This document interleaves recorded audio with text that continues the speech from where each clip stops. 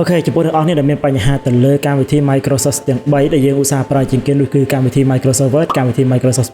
Excel ហើយនិង Microsoft PowerPoint អ្នកនរនេះអាចប្រើប្រាស់កម្មវិធី3នេះដែលមាននៅក្នុង Google Drive ដើម្បីធ្វើការជំនួសនៅកម្មវិធីទាំង3នេះបានមុននឹងចូលដល់វីដេអូទាំងមូលហើយអ្នកដែលមកថ្មីក៏ដូចជាអ្នកដែលស្គាល់ខ្ញុំហើយមិនទាន់បាន Subscribe នៅក្នុង Channel YouTube របស់ខ្ញុំទេក៏ដូចជាអ្នកដែលអត់ទាន់បាន Like Page ជួយ Like Page ហើយនិង Subscribe ផងអរគុណទុកជាមុនចឹងចំពោះកម្មវិធីទី1ដែលយើងអាចយកមកប្រើប្រាស់ដើម្បីជំនួសនៅគេហៅថាកម្មវិធី Microsoft Word របស់យើងគឺកម្មវិធី Google Doc Google Doc គឺជាកម្មវិធីមួយដែលស្ថិតនៅក្នុង Google Service ឬក៏ស្ថិតនៅក្នុង Google Drive ដែលយើងអាចយកមកប្រើប្រាស់បានដែលមានលក្ខណៈស្រដៀងគ្នាទាំង interface ហើយនិងការប្រើប្រាស់មានលក្ខណៈស្រដៀងគ្នាមែនទែនទៅនឹងកម្មវិធី Microsoft Word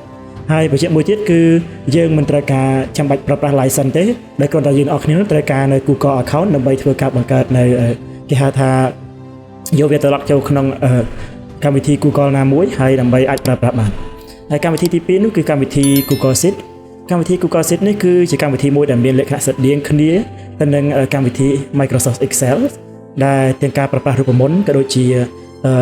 interface ដូចខ្ញុំបាននិយាយនៅក្នុង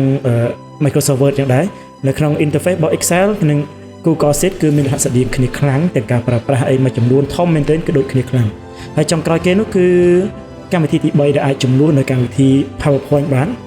ដែលយើងអាចយកវាមកធ្វើ presentation សម្រាប់ទុកឯកសារជាឯកសាររបស់យើងទៅប្រើប្រាស់នៅថ្ងៃក្រោយនេះគឺកម្មវិធី Google Slide Google Slide គឺជាកម្មវិធីមួយដែលយើងប្រើវាដើម្បីយកមកគេហៅថាបង្កើតនៅ slide ដើម្បីធ្វើ presentation យើងសង្កេតមើល interface របស់វាទាំងការប្រើប្រាស់ menu ក៏ដូចជាកន្លែង do font អីគឺ animation transition របស់វាគឺមានលក្ខណៈស្រដៀងគ្នាខ្លាំងទៅនឹងកម្មវិធី PowerPoint មែនទែនដោយកម្មវិធីទាំង3ហ្នឹងដូចខ្ញុំបានបញ្ជាក់អញ្ចឹងគឺវាជាកម្មវិធីដែលស្ថិតនៅក្នុង Google Service គឺស្ថិតនៅក្នុងបណ្ដុំនៃកម្មវិធី Google Drive ដែលយើងអាចចូលទៅប្រើបានដោយយើងគ្រាន់តែបញ្ចូលនៅ email របស់យើងចូលទៅក្នុងកម្មវិធី Google ណាមួយដែលយើងចូលចិត្តប្រើឧទាហរណ៍ថាយើងចូលប្រើប្រាស់នៅកម្មវិធីនេះនៅក្នុងកម្មវិធី Google Chrome ហើយយើងក៏តែបញ្ចូល email របស់យើងដើម្បីគ្រប់គ្រងទៅលើកម្មវិធី Chrome នឹងមួយមកហើយយើងអាចធ្វើការចូលទៅក្នុងឆ្លុច9នេះហើយ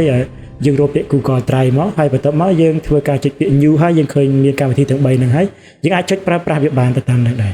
អញ្ចឹងវីដេអូមួយនេះមានតែប៉ុណ្្នឹងឯងហើយកុំភ្លេចតាមដាននៅវីដេអូបន្តទៀតផងអរគុណ